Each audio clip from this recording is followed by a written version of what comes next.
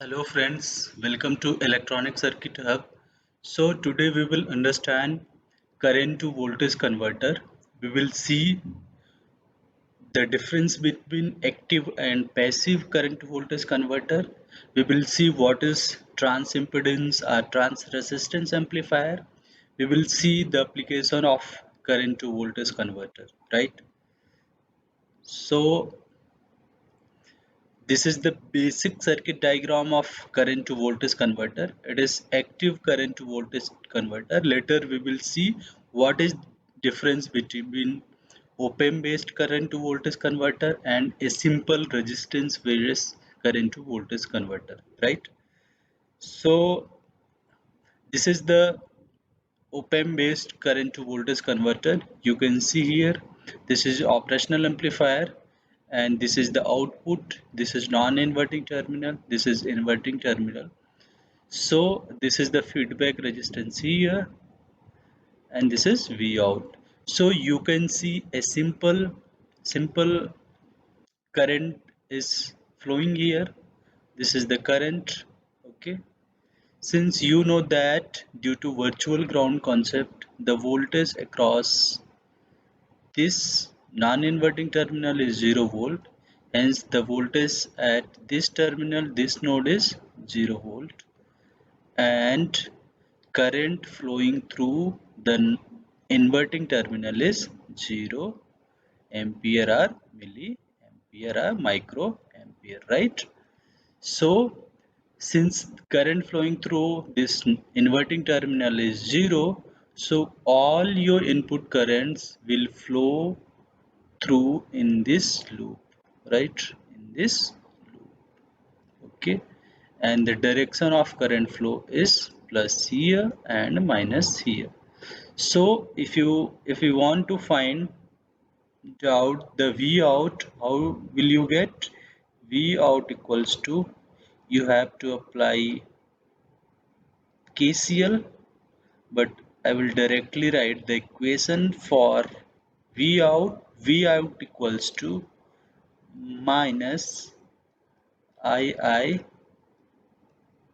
into RF, right?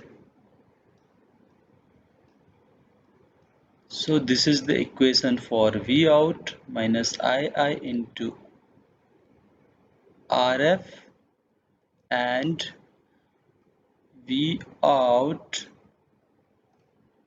divided by II equals to minus RF. So this is voltage divided by current equals to, this is trans impedance. This terminology V out divided by II is called trans impedance, right? So V out divided by II, you will get minus RF.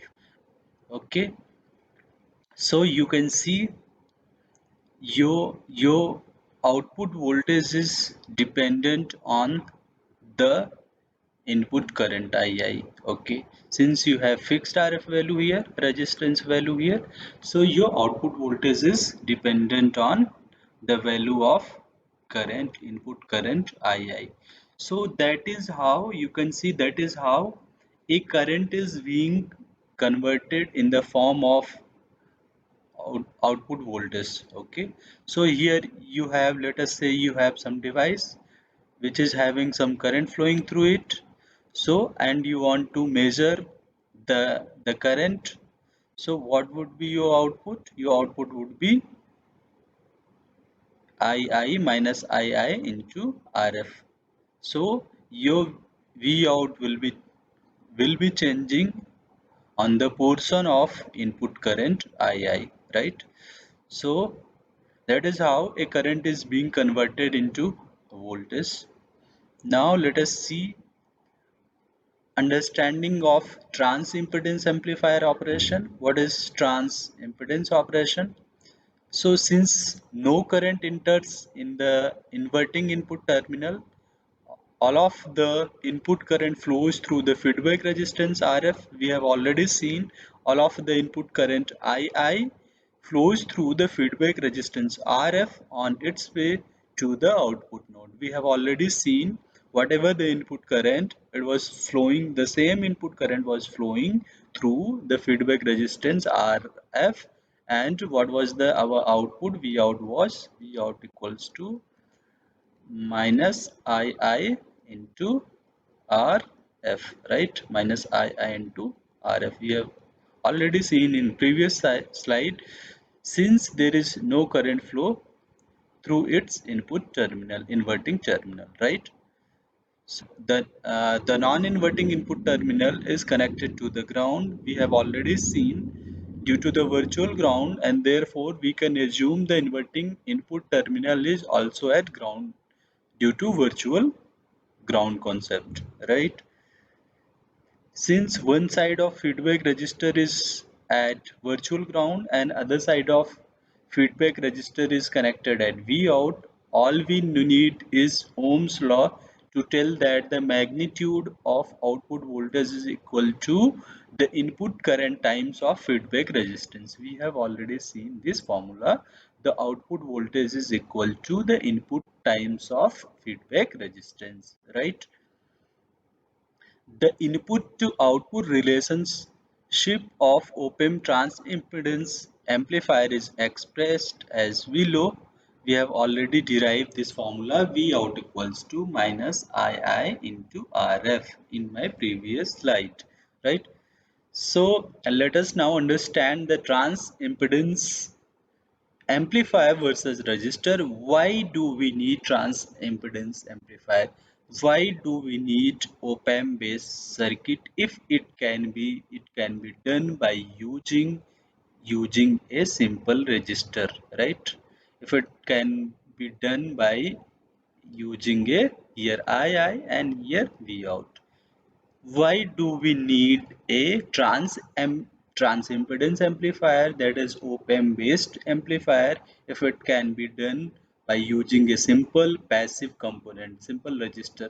Because if you use op-amp, if you use operational amplifier, you have to pay more, the BOM cost will be increased, but a simple passive component, that is resistor, is having very cheaper, right? The transimpedance amplifier has the same gain as an ordinary resistor, but it is a much better method of current to voltage conversion because of impedance characteristic are much superior than ordinary resistance based current to voltage converter, right? When we want to transfer a voltage signal, we want an amplifier with high input impedance. Because of this reduces the amount of voltage that is lost across the source output impedance. Okay, and when we want to transfer a current, in our case current to voltage converter, we want to transfer a current signal.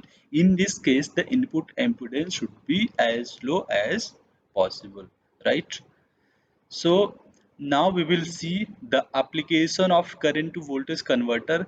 Let us say you want to sense a light level, and convert it into the output voltage. Sensing light level and converting it into the output voltage. So this is the LDR, let us say light dependent resistors.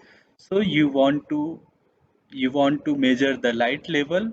So to convert light into output voltage, you need current to voltage converter. This is input signal. This is LDR, some photodiode. This could be some photodiode. Okay.